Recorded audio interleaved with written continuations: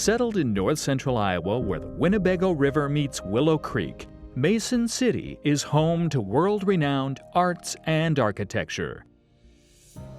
The Prairie School architectural movement is preserved in Mason City, with buildings designed by legendary architect Frank Lloyd Wright and others inspired by him.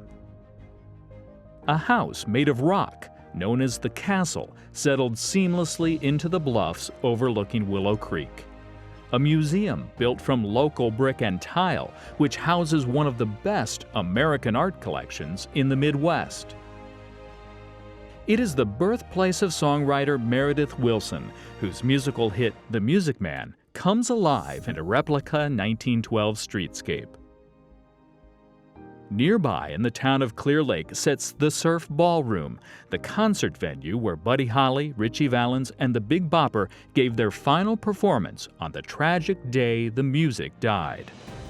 Join Iowa PBS as we explore the arts and the architecture within the historic buildings of Iowa, Mason City, and Clear Lake.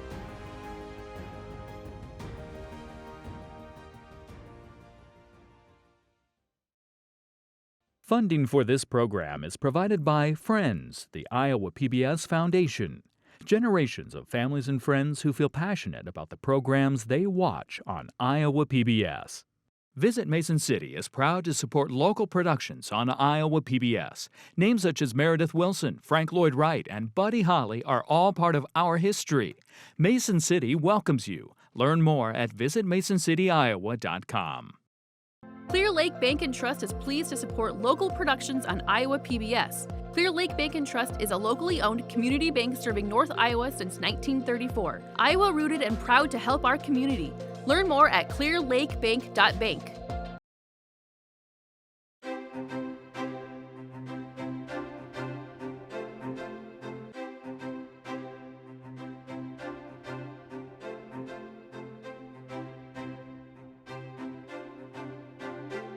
Designed by Frank Lloyd Wright and constructed in 1908 for Dr. George and Eleanor Stockman, the Stockman House is the first Wright-designed Prairie School house in Iowa. It's just a picture-perfect example of his style at that point in time. He made lots of changes throughout the many, many years he was an architect, but this was just a snapshot of that Prairie School mode. Prairie School architecture emerged in Chicago around 1900 from a group of young architects, including Frank Lloyd Wright. They embraced the theories of architect Louis Sullivan, who called for non-derivative, distinctly American architecture rooted in nature with a sense of place. But they incorporated modern elements like stylized ornamentation. It was a movement that emphasized nature, craftsmanship, and simplicity. They discovered each other and devised an idea that architecture in this country should be different than it is in England. The most popular style was Victorian. They wanted something that was typically from the Midwest, from the prairies, and reflected that simplicity of the prairie environment. And you see throughout these Prairie School examples all kinds of emphasis on horizontal lines. Prairie School celebrates the long, low landscape of the Midwest. The structures spread out over their lots, featuring flat or shallow-hipped rooflines, rows of windows, overhanging eaves, and bands of stone, wood, or brick across the surface. The Stockman House represents these features. The exterior design involves bands of windows that are all tied together. It also is very symmetrical. So everything on the exterior and interior is centered around the chimney or the fireplace. Being symmetrical, nothing is really off balance, so there's a comfort in that. And also that horizontal emphasis, the wide soffits, the overhangs at the roof line, and they're very practical. You can open the windows, it won't rain in. They shade the house from the hot sun in the summertime, but when the sun's on more of an angle, they allow more light in. It's really a practical design.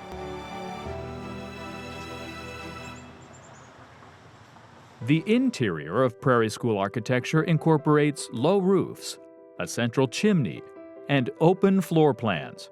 Wright believed these features were the antidote to the confined, closed-in architecture. Wright thought that if you lower a ceiling in an area, it'll make it more comfortable if you're sitting down, so it makes a cozy place to sit. The veranda on this house has a low ceiling because it's a place where people should gather and talk. It just becomes more comfortable if you're sitting down. Quite often the ceilings are low in some of the larger houses just to keep people moving. They're more comfortable if they're on the move, going to a space that's bigger and more open. For 80 years, the Stockman House was located at 311 First Street, next to the First United Methodist Church, until 1989, when the church wanted to expand its parking lot. The house was sold and moved to its current location of 530 First Street, just north of the Rock Glen Historic District. The River City Society for Historic Preservation purchased the home and beautifully restored it under the direction of Mason City architects Berglund and Cram. Upon its relocation, the house was rotated so that its former north elevation now faces west. There were quite a few projects that needed to be done. A lot of it just cosmetic things. The roof needed replacement. The soffits, the extensions at the eaves needed to be replaced. The plaster within the house was damaged through the years. All of that was returned to what it was originally. They took scrapings of the color, and so all the rooms reflect the original colors, using resources from historians and architectural consultants to make sure that it was done properly. Fortunately, the woodwork had not been painted, so it was easy to get that back in condition. The floors had been covered with that shag carpeting that was popular in the 60s, and some of it had been glued down, so those had to be removed and the floors refinished. But very nice woodwork. All the public areas are quarter sawn oak, which really came out nice. The Stockman House was placed on the National Register of Historic Places in 1991 and is open to the public for guided tours. One of the things that Wright is always concerned about is consistency of materials. You'll see, for instance, in the entry area, it's always had a bare concrete floor.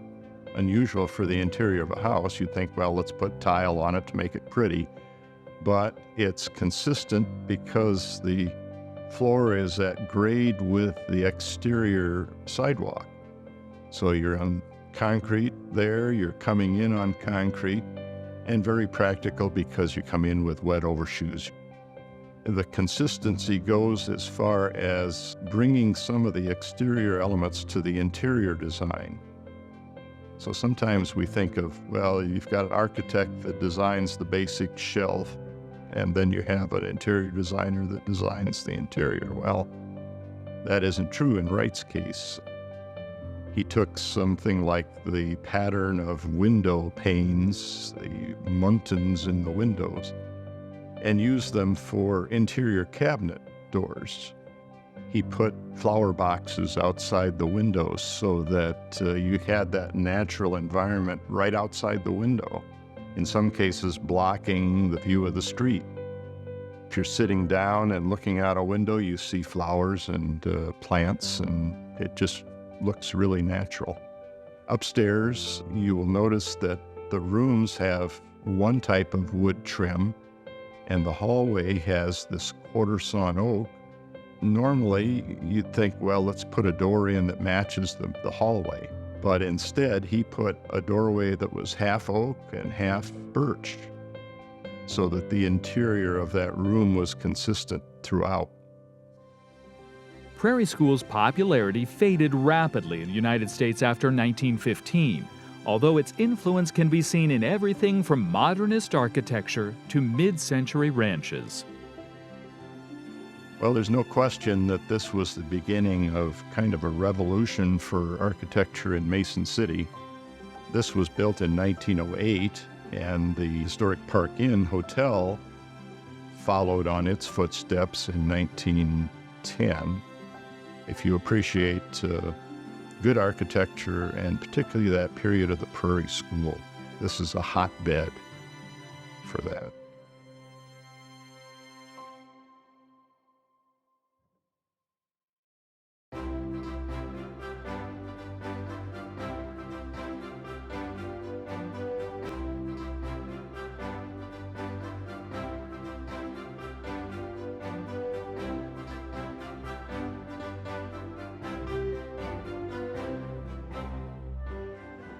The Historic Park Inn Hotel is one of two hotels that Frank Lloyd Wright designed in his career, one in the United States being this one, the other one the Imperial Hotel in Tokyo.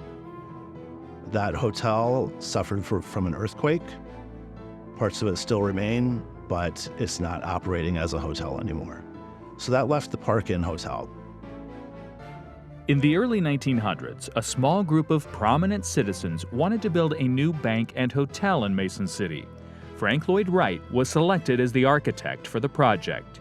The original historic Park Inn Hotel and City National Bank opened its doors in 1910. Over the next several decades, the building saw many changes, and the property's luster wasn't maintained. In 2011, after an $18.5 million renovation, Frank Lloyd Wright's structure reopened as a world-class destination once again. The Park Inn Hotel is unique to Mason City, and it's unique to the United States. It's the last hotel that Frank Lloyd Wright designed. The demise of the hotel locally was pretty unfortunate. As early as the 20s, it started to change functions, and then it became apartment building for many, many years, and the bank turned into retail space. The decline of the building was really kind of sad to see. The 80s were different for downtowns, and malls were happening, and development was just different then. But as historic preservation became popular, the energy in the community rose with historic preservation. A local group got together and said, we need to do something, and that was kind of really when things snowballed and it got really rolling to save this building. And the goal was always to make it open to the public so people would come and see it and be able to experience it.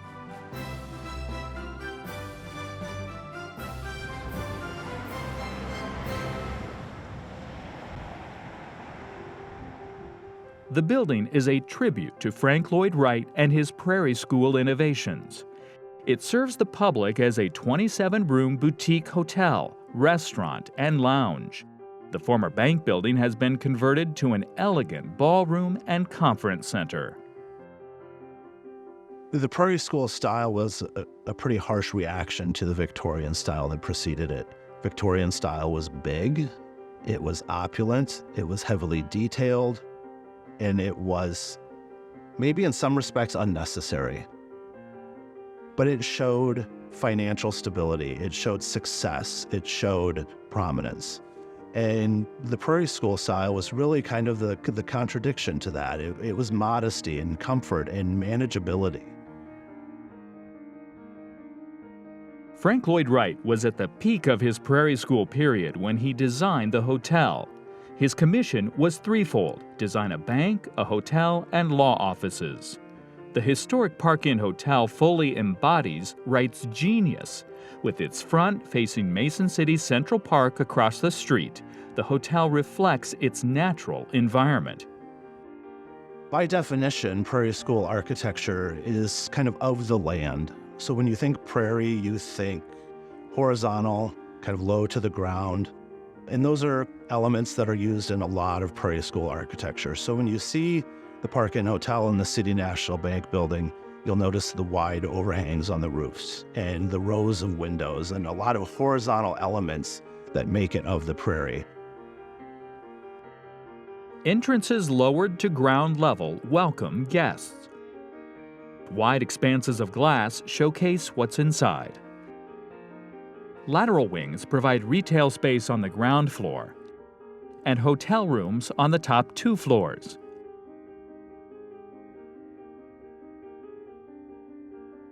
The first level is the lobby, protected by the cantilevered ladies' balcony at the second level, and the ladies' parlor rising behind it. The Park Inn Hotel is lucky to have a couple styles of windows, especially once we consider the City National Bank building as well.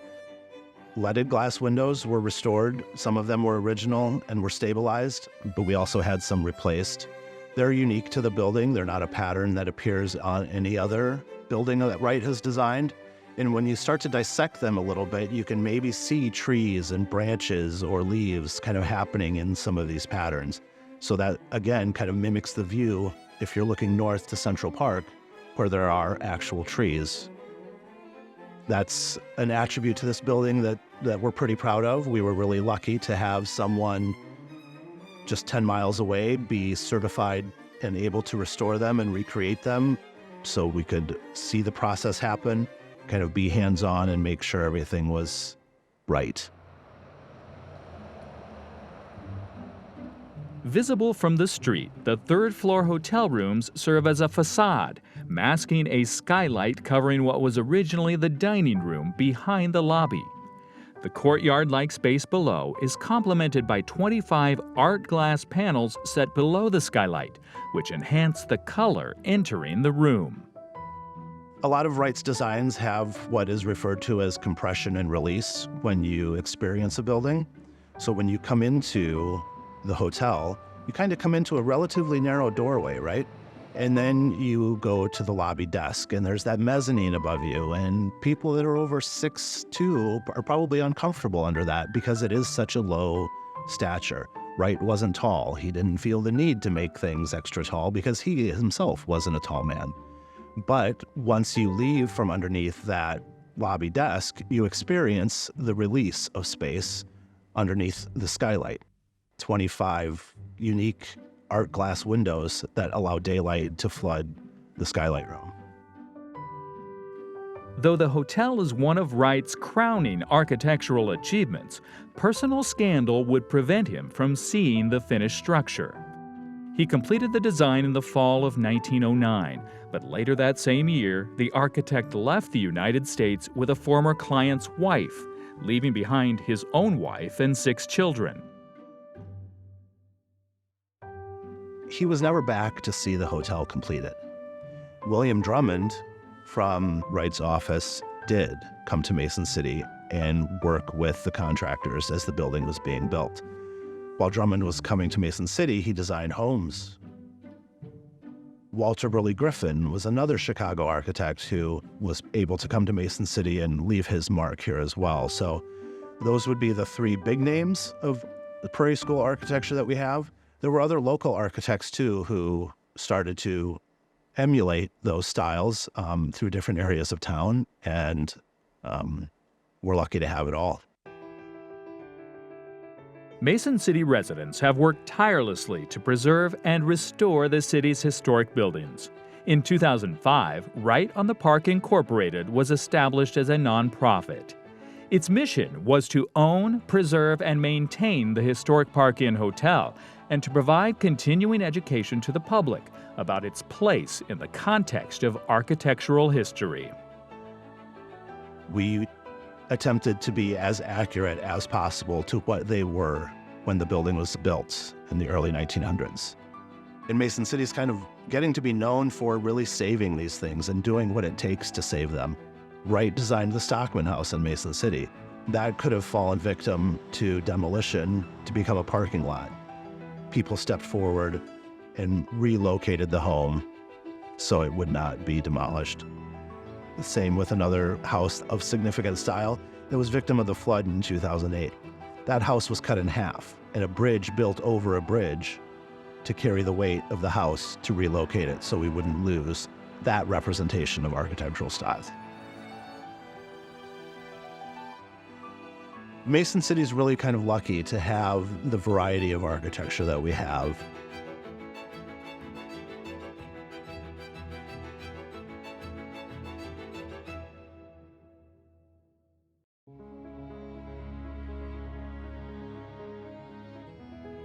Frank Lloyd Wright's sudden departure in 1910 brought other Prairie School architects to Mason City, many former associates.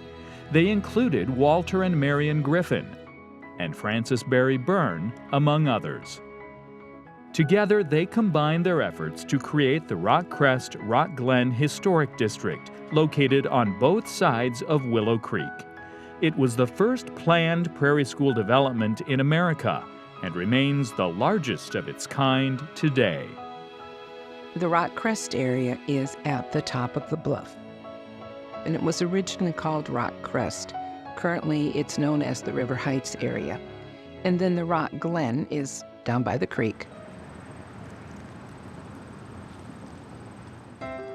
The Rock Crest, Rock Glen Historic District is one of the primary reasons why Mason City has been ranked by Condé Nast Traveler among the world's 20 best cities for architecture lovers.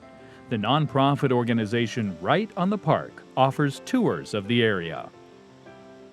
When people take the tour, they see a variety of architecturally significant and historical homes here in Mason City. Architect Walter Burley Griffin envisioned 18 acres along Mason City's Willow Creek as a beautiful natural setting for a group of houses. He sited each home along the perimeter to create the greatest amount of open land along the creek, insisting on a common area to be enjoyed by all the homeowners. It's the concentration of these uniquely designed homes, homes designed by Frank Lloyd Wright students, homes designed by local architect, homes designed to work together in that area. A sampling of homes on the tour include the Curtis Yelland House, designed by architect William Drummond. The key aspects of this type of home, the going across and drawing your eye across. It is the connection that the home has to the area, to nature, and the connection that it has to the ground. The design is neat and clean. It is respect for merging the home with nature. The two-story Egloff home is covered with stucco and features an off-centered garage and a wall of glass block windows. The first home that we stop and visit is the Egloff home. That home is an Art Deco, Art Moderno style home. It was the home of Dr. Egloff and his wife. It was moved to its current setting a few years ago, and it was totally redone and recently received a preservation award from the Iowa Historical Preservation Society. The J.E.E. Markley House was built in 1901. Its main feature is the full-height porch with two-story fluted ionic columns and pilasters. Markley, an attorney and prominent resident of Mason City, bought the house in 1908. The Markley home is a neoclassical revival designed by a local architect. It's a home that is designed to be noticed. The front porch is wide open with pillars that go up and up and up, and it's direct contrast to the Prairie School homes. Prairie School homes are designed to draw eyes across, not up. They are created to meld with nature with their colors and their lines.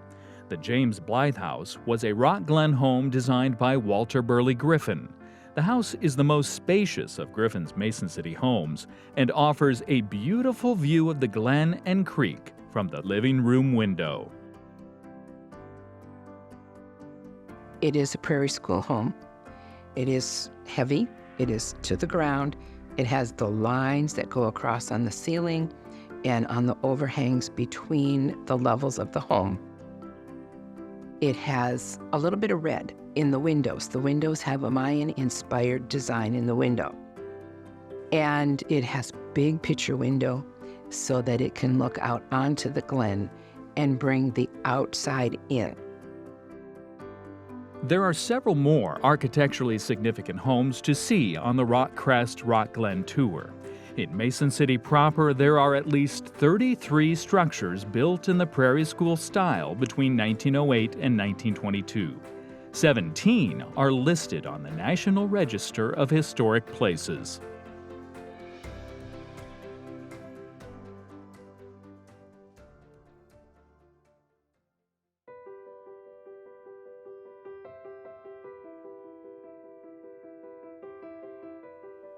It tells us a lot about the early founders of our city. Not only did they want to have structures, environments to live in, but they wanted them to be beautiful. They wanted them to say something about our community.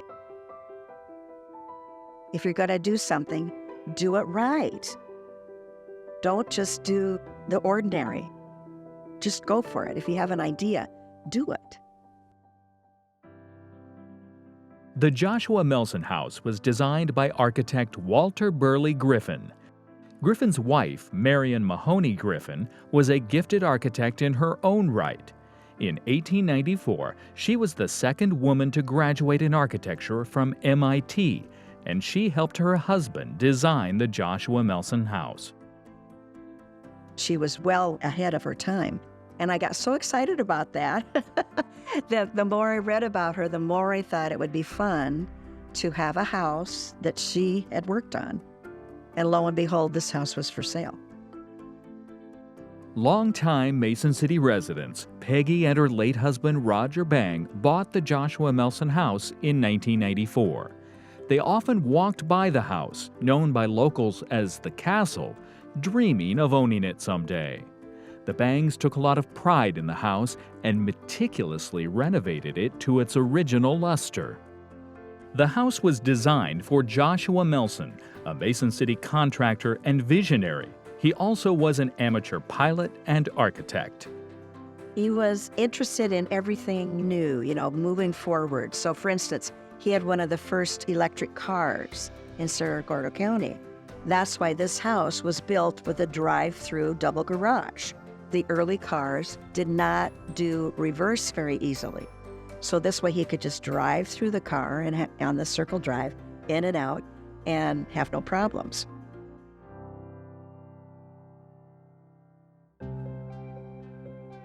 The design of the Joshua Melson House was Griffin's attempt to completely integrate a house with its surroundings. Griffin created this masterpiece along Willow Creek in Mason City 2 decades before Wright's design for Falling Water in Pennsylvania. The Joshua Melson House rises 3 stories out of the creek wall and is capped with concrete keystones. This house was built between 1912 and 1914. We think it took 3 years to build. It's a 3-story home built into a limestone cliff overlooking Willow Creek. It is concrete and native limestone. Concrete was a kind of a newer material at the turn of the 20th century, and Mason City had the largest cement manufacturing plant in the United States. Everybody was really quick to pick up the use of concrete. One thing that's interesting in this house, not only are the floors poured concrete with tile on them, but the roof is made from concrete slabs that are put together in a low hip style. So it becomes a very unusual Prairie School house. An asymmetrical entryway is on the first floor of the house, with the front and back doors directly opposite each other. The living room and dining room wrap around a central fireplace in an open floor plan, emblematic of the Prairie School style. The lower level looks out over Willow Creek and opens onto a side tea terrace. That was one of Wright's ideas, to blur the interior and exterior, and I think the Griffins also agreed with that philosophy, because there's just a flow between the inside and out. Wright's departure in 1909 left space for Griffin to establish his own Prairie School movement in Mason City. The Crest, Glen Historic District is known today as his greatest American achievement and the world's largest unified collection of Prairie School homes surrounding a natural setting. In this particular house, you can see very clearly that what Griffin did unusual is he has corner piers that are rougher and heavier than the center part of the house. So this house is 30 feet by 30 feet by 30 feet with these bump out piers, then a row of windows in between. This prolific period in Griffin's career occurred as he molded his own vision of Louis Sullivan's concept of a modern architecture free from the examples of historic styles. Prairie School architecture is easy to live in. It's very comfortable for the Midwest, and it was made for the prairie. It's kind of practical. It's beautiful, but simple. It doesn't have the complicated woodwork that you might see in Victorian or Queen Anne, which is also beautiful, but it's a different type of beauty. So this is more of a simplicity beauty. The one thing that makes our city unique is Willow Creek, because this 18-acre development that is around Willow Creek called Crest, Glen, it's the only development of Prairie School houses around a common site in the whole United States. And it's amazing, 100 years later, it's still that way. So people have respected that idea, and it's visionary. Griffin is now credited with developing the L-shaped floor plan, the carport, and the first use of reinforced concrete. Many of his homes carry the familiar design elements of the Prairie School, yet Griffin developed his own style of architecture. I think it's more textured than what Mr. Wright's would be. As far as the interior is concerned, there's a lot of similarity. The L-shaped plan, which probably was invented by Walter when he worked for Mr. Wright. Between the living room and dining room, there's a cantilevered porch that pops out looking to the north, which is beautiful. Mason City has taken a lot of pride in its unique buildings designed by some of the country's best architects, like Walter Burley Griffin and Frank Lloyd Wright. Community leaders have worked hard to preserve these architectural gems. When I have seen things, Stockman House, the hotel, this house, were the main ones that I worked on. When I see things that I feel have been good for our environment, good for our community, then it's fun to restore them and share that information with other people.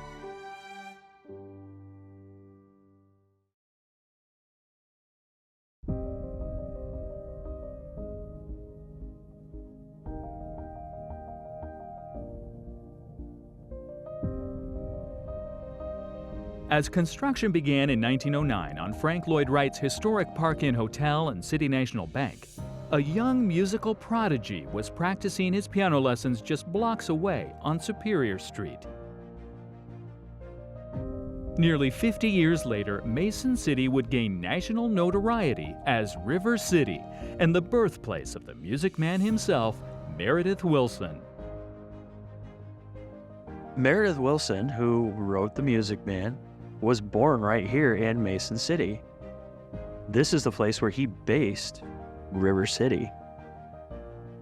He's the one who said it. I just had to remember what it was like growing up in Mason City, Iowa, to write this. He didn't have to actually make anything up. A lot of those references he made in The Music Man come straight from here.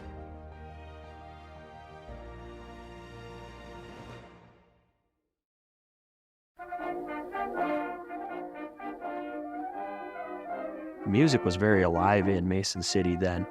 Most kids actually had an instrument in their hand because that was an outlet. There was municipal bands, there was band inside of schools. The Boy Scouts had a band of their own that was here. I think music was a way of expression for everybody at that point. At the age of 17, Wilson left home for New York City, where his musical journey took off. He played first flute in the John Philip Sousa Band and performed in the New York Philharmonic with George Gershwin Igor Stravinsky and Arturo Toscanini. Wilson became a conductor in the 1930s and 40s and would become a household name as a bandleader, popular songwriter, and comedian during the golden age of radio. In 1957, Meredith Wilson's The Music Man became a smash hit on Broadway, and a popular film version followed in 1962.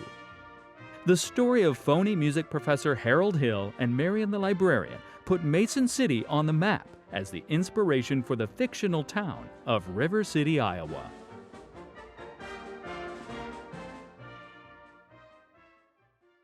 And we have with us Rosemary Wilson, Meredith Wilson's widow, and we'd like to have her and the mayor cut the ribbon at this time.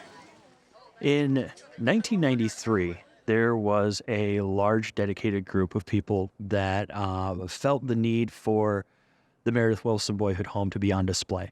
And with this, Rosemary, we officially open phase 1 of the Meredith Wilson Home today. Fast forward about 6 years, the president of the Mason City Foundation at that time had presented Rosemary Wilson with the idea of the Music Man Square, which is the top hat to his legacy. We're always going to be here to honor Meredith Wilson. With the support of Wilson's widow, Rosemary, planning commenced on a multi-million-dollar facility dedicated to the life and legacy of Mason City's most famous son. Construction started in about 1999. They had a lot of properties they had to purchase, a lot of land just to be able to create such a large area. The 1912 streetscape opened in 2001. The entire square itself opened in 2002.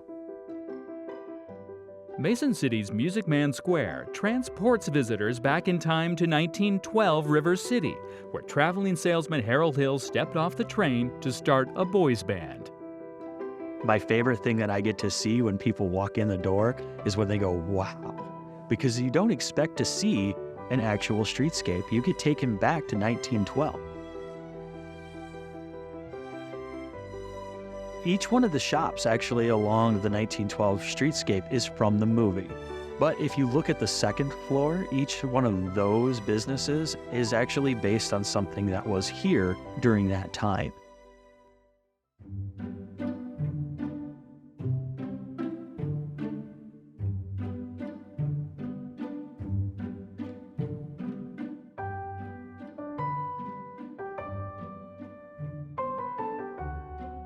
Stroll on down about halfway through, you're going to run into the Meredith Wilson Museum, which is our hidden gem here in Mason City.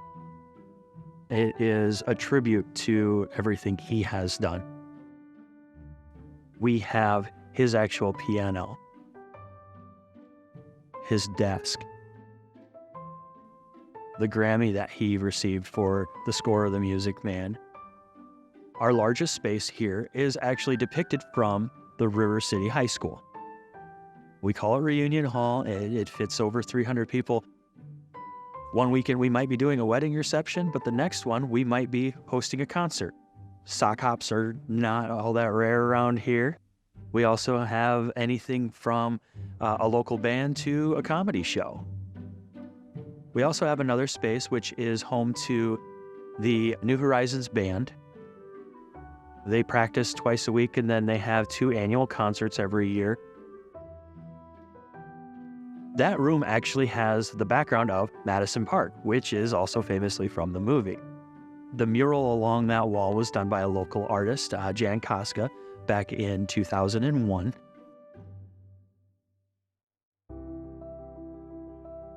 Music Man Square stands next door to Meredith Wilson's boyhood home.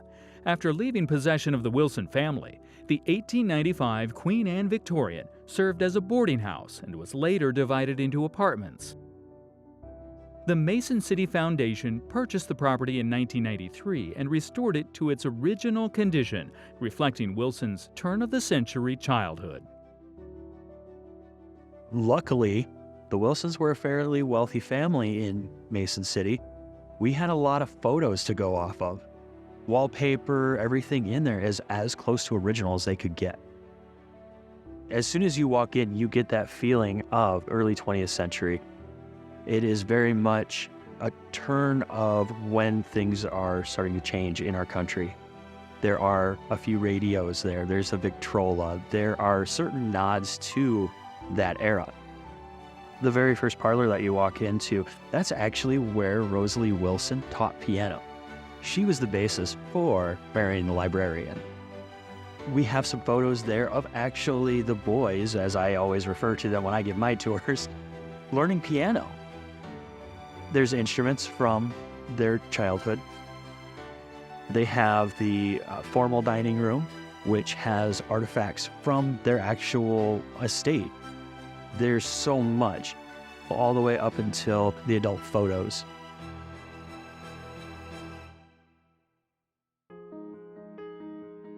Meredith Wilson wrote more than 400 songs, 7 symphonic works, and 4 stage musicals over the course of his career. His songs were performed by Frank Sinatra, Ray Charles, and the Beatles. But a Christmas song, which continues to climb the charts each December, is perhaps his best-known work of all. A lot of people don't realize that Meredith Wilson wrote It's Beginning to Look a Lot Like Christmas. Every year, as a nod to him and just to celebrate one more of his accomplishments, we decorate the 1912 streetscape and the Music Band Square to the nines. It becomes basically a snow globe inside of a building. We have upwards of 35 to 45 trees that are decorated. Families come to see Santa, they come by to take their photos. Everybody's welcome, and we've been lucky enough to be able to offer this as a free event to the community so that everybody can come and get a little bit of cheer.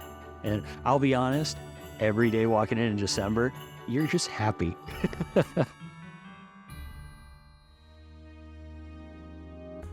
Music Band Square has always been here to celebrate Meredith and music, but we have done all sorts of things throughout the arts. We've supported the local high school and held a lot of competitions here for them. Weekly, we have music classes. Any community event is welcome here at Music Band Square. We try to make sure that anybody trying to do something for Mason City knows that they can come here and do it.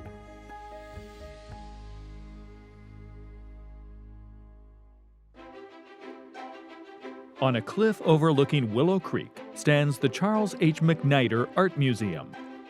Around 1920, a prominent architect from Minneapolis named Carl A. Gage was commissioned to build the structure by Burr Keeler, an attorney in Mason City. He worked for one of the brick and tile companies here in town, and so this was really built as a home that showcased sort of what you could do with building a home out of brick and tile. It has different tile samples throughout the house, as well as a shake shingle steam vent roof, which was very unusual. In 1964, General Hanford MacNider and his wife purchased the building and gave it to the city of Mason City to be made into an arts center. They named it after his father, Charles H. MacNider, who was president of the First National Bank of Mason City. If you think of like the Salisbury House in Des Moines, that's similar to what we are, but a smaller scale. So it's just meant to look like a English Tudor cottage. The English Tudor design is derived from a 16th century architectural style. The key characteristics include a lavish use of half-timber work, large groups of rectangular windows, complex roofs with many gables, and a lot of brickwork. One of the interesting aspects is it has both stucco and all the different brick patterns. The gentleman who created the home was an executive at one of the brick and tile companies. So not only is there many different sample patterns throughout the entire building, but if you look on the outside of the building, there's different patterns actually even in the brickwork on the exterior. The home for a long time was actually heated using steam, and we've left the original radiators, and they had wooden casement boxes over the top and with a cane front on the front of them, which is very unique. One of the most distinctive architectural features of the MacNider Art Museum is its roof. In 2008, the steam-formed, wave-coursed, thatch-style cedar shingle roof was replaced with a new one of the same type. It's one of the few left of its kind in the Midwest. When I first started here in 2007, the roof had been damaged due to hail, and just over time it needed to be replaced. And as a city department, I went to the city council and asked for the funding. And it was a lot of money to replace it. It would be much easier to just put on a regular asphalt roof. But they felt it was really important due to the historical nature of our community and importance of architecture to repair it and replace it in the correct way. This technique is pretty rare. We actually had to bring the company from Florida when they put a new roof on in about 2008, 2009. How it's done is they take shingles and then they have a vat of open steam, and they're bent to different architectural shapes, and that gives the impression of an English thatched roof. An impressive aspect of the museum is its permanent collection of American art, which includes paintings, prints, drawings, ceramics, sculpture, and fused and blown glass. So many people don't realize that the MacNider has one of the top collections of American art in the Midwest. We have artists such as Dale Chihuly, Alexander Calder, Mary Cassatt, Grandma Moses, Romare Bearden, Jean Quickdesy, that span 200 years of American art. And that is due to generous people of our community, generous donors. So in addition to having a large American art collection, we have a changing exhibition gallery. And this is a large space in which it was designed to bring in different kinds of art. So, for example, African art, our photography. And that was designed to expose members of the community to new and different kinds of art from different cultures, and enhance what we already had in the collection. The MacNider Art Museum also has a large collection of Bill Baird hand puppets and marionettes. Bill Baird was a master puppeteer of the mid and late 20th century who created many memorable television and film characters. His puppets, featured in the 1965 film The Sound of Music, are on display at the MacNider Art Museum. The predecessor of puppeteers like Jim Henson, Baird moved to Mason City with his family as a teenager, then returned to Cerro Gordo County following a lengthy career in show business. We have over 600 puppets that are part of the Bill Baird puppet collection. After he had a long career in New York City and did many famous shows, his puppets came back here to live after his retirement. MacNider has undergone a series of additions and modifications over the years, telling the story of a growing public arts center. The MacNider Museum is a unique space for art because what we've done is taken a building that is art in and of itself and created wonderful spaces within that building to highlight our unique and one-of-a-kind art collection. As we've added on to the building, we've been extremely mindful and cognizant that we wanted it to appear seamless. And most of the time we have people ask, where the new building starts and the old building ends, because they can't figure it out. And I really credit our architects for that.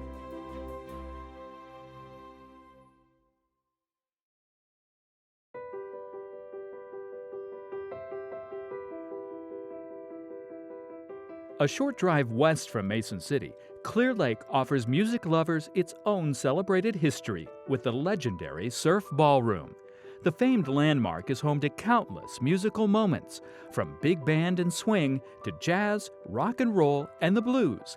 The Surf Ballroom has become a repository for fond memories spanning generations. There is so much history here at the Surf. People from all around the world know the name the Surf Ballroom. Built in 1933 by developer Carl Fox, Clear Lake's signature night spot originally stood on the shore of the 3,600-acre body of water. It was actually destroyed by a fire in 1947. So this building was rebuilt the following year in what was then the overflow parking location for the original. So this building was built in 1948. The original owner and designer, Carl Fox, he wanted the building to feel like a tropical getaway, kind of like an ocean beach club. And so the Surf, that's how it kind of got its name.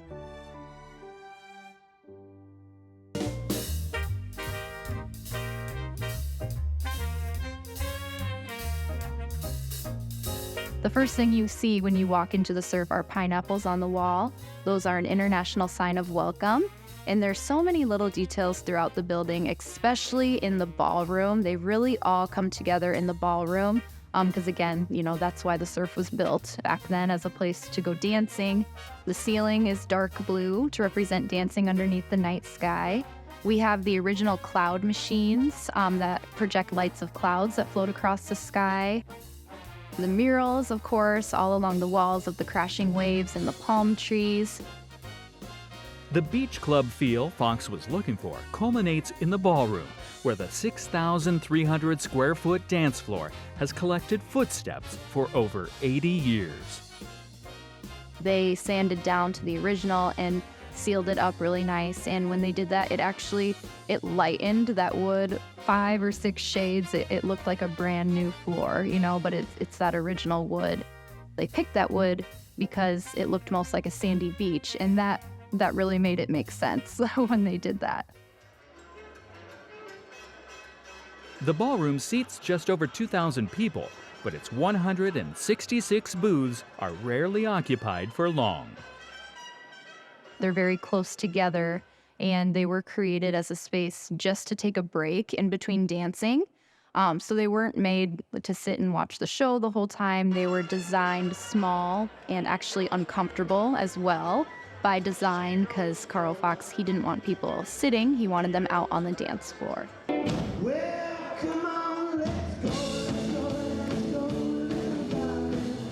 The warm, tropical vibe of the surf serves music fans well for the ballroom's flagship event, the Winter Dance Party.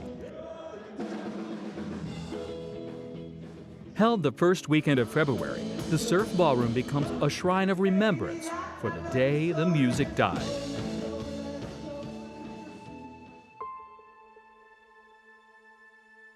We are known for being the last concert venue for Buddy Holly, Ritchie Valens, and J.P. the Big Bopper Richardson.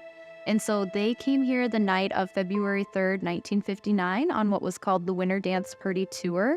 And a lot of people know they did not make it to their next destination. And so that day and that event became known around the world as the day the music died. And even though the surf will always be associated with that event and with that time, we're very thankful and honored to be able to say that the music truly does live on here at the surf. The events of February 3rd, 1959 forever sealed the Surf Ballroom's place in music history. Adjacent to the ballroom, the Cypress Lounge proudly showcases memorabilia of the artists killed that fateful night.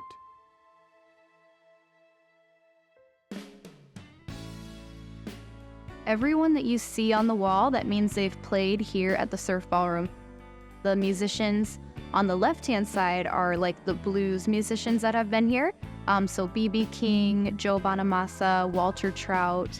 And then on the right-hand side is a lot of the country musicians that have been here. So Blake Shelton, Willie Nelson, Miranda Lambert, Martina McBride. For the big band musicians, there are very, very big names from that time, like Lawrence Welk, Count Basie, Duke Ellington. And so Lawrence Welk, I believe he holds the record for playing the surf the most. I believe he played here 7 or 8 times. Each February, fans and musicians travel to the Surf Ballroom to pay respect to the lost legends of rock and roll and the building that protects their legacy. It's definitely like a timeless place. You leave with a new appreciation and understanding of what happened that night and the cultural impact that it had on the world, and just the fact that it's still here, and the music is continuing to live on. Through the years, the Surf Ballroom has continued to be a cultural ambassador for music history.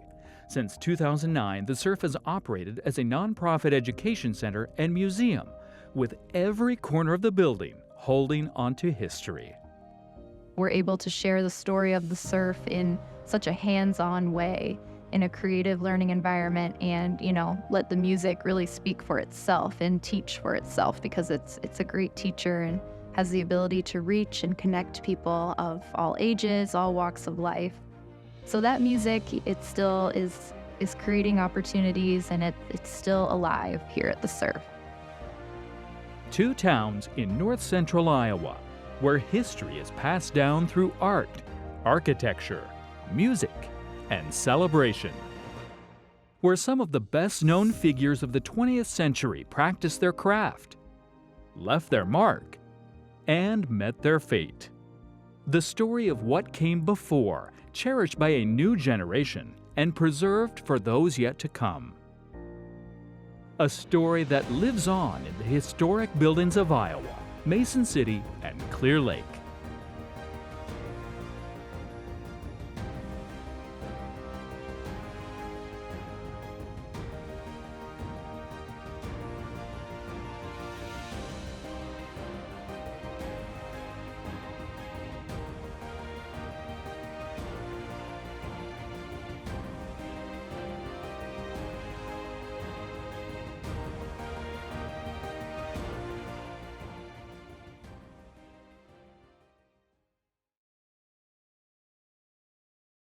Funding for this program is provided by Friends, the Iowa PBS Foundation. Generations of families and friends who feel passionate about the programs they watch on Iowa PBS. Visit Mason City is proud to support local productions on Iowa PBS. Names such as Meredith Wilson, Frank Lloyd Wright, and Buddy Holly are all part of our history. Mason City welcomes you. Learn more at visitmasoncityoiowa.com. Clear Lake Bank and Trust is pleased to support local productions on Iowa PBS. Clear Lake Bank and Trust is a locally owned community bank serving North Iowa since 1934. Iowa rooted and proud to help our community. Learn more at clearlakebank.bank.